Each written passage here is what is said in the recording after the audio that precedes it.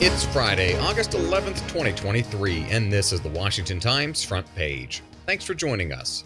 I'm George Gerbo. President Biden has asked Congress for $40 billion in emergency spending through the end of this year, including $24 billion more for Ukraine. Dave Boyer reports the proposed Ukraine aid includes $13.1 billion for military assistance and replenishing Pentagon stockpiles depleted by the war effort.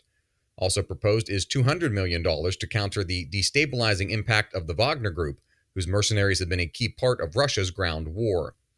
Many House Republicans are resisting more funding for Ukraine without stricter oversight. House Speaker Kevin McCarthy has said he would not allow a vote on more aid to Ukraine if it bypasses the $886 billion defense spending cap set in May as part of the debt limit agreement with the president.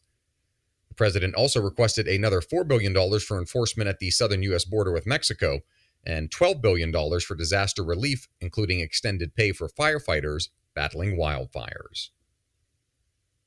Florida Governor Ron DeSantis is telling voters he will bring strong leadership and accountability to the White House that was missing on former President Trump's watch and has worsened since. Pointing to his track record, Seth MacLachlan reports DeSantis said he could be trusted to hold bureaucrats responsible for their missteps and put the needs of voters ahead of his political well-being.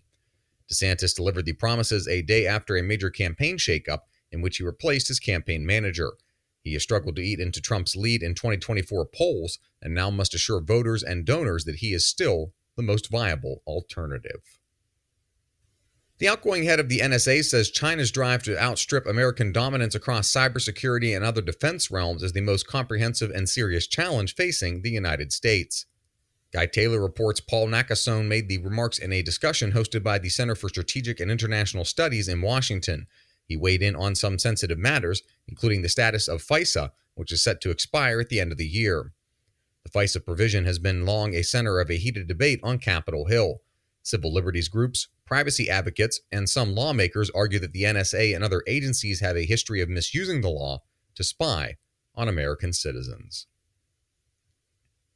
The Department of Homeland Security has drafted a proposal that would allow some unauthorized immigrants living in the United States to hold jobs for up to 5 years. Stephen Dinan reports the change would apply to people who jumped the border and then fled asylum claims to try to prevent their deportation, as well as people seeking to win legal permanent residency. The maximum time for a work permit is currently 2 years. U.S. Citizenship and Immigration Services said moving to 5 years would be more efficient for everyone involved.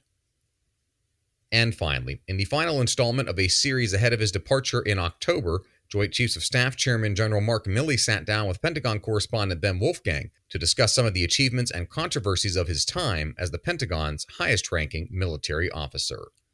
Find all of today's front page stories at WashingtonTimes.com/frontpage or on the Washington Times app, and find us wherever you get your podcasts. Just search Washington Times in any major podcast app. You can also find us on social media at Wash Times for breaking news, sports, commentary, and more. For the Washington Times, I'm George Gerber.